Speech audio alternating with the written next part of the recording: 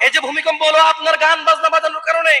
আল্লাহ নবী বলেছে যখন বাদ্যযন্ত্র বেড়ে যাবে, গায়িকারা সম্মুখে এসে নাচবে, তুমি অপেক্ষা করো, পাহাড়গুলো কেঁপে উঠবে, পৃথিবীটা নড়ে উঠবে। জালজালা ইযা জুলজিলাতিল আরদু জিলজালাহা, যখন পৃথিবী প্রবল কম্পনে প্রকম্পিত হবে।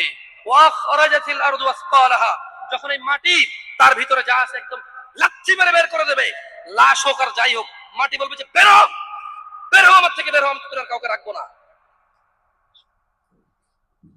وقال الانسان, মানুষ বলবে মালাহা মালাহা, পৃথিবীতে কি হলো, এই মাটির কি হলো, কেন সে কবরগুলো লাশগুলো বের করে দিচ্ছে, কেন সে স্বর্ণ মতি হীরা মানিক্য বের করে দিচ্ছে, মালাহা, এর কি হলো, কেন পাহাড় নড়ে উঠছে, কেন পাহাড় ভেঙে চূর্ণ বিচূর্ণ হয়ে যাচ্ছে।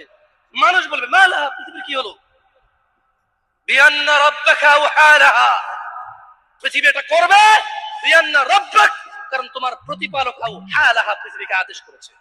আপনি গান শোনেন, আমি শুনি না, আপনি গান বাজান, আমি বাজাই না। যখন চিটাগং নড়ে উঠলো ভূমিকম্পে, আপনার বাড়ির সাথে আমার বাড়িটা উঠছে। বন্ধ করেন এই জুলুম আমাদের উপর।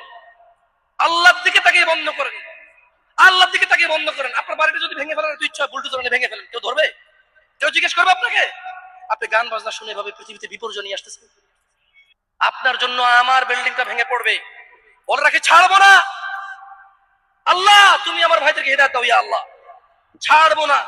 ইত্তাকিল্লাহ হাক্কা তুকাতিহ, আল্লাহকে ভয় করেন যেভাবে ভয় করা উচিত।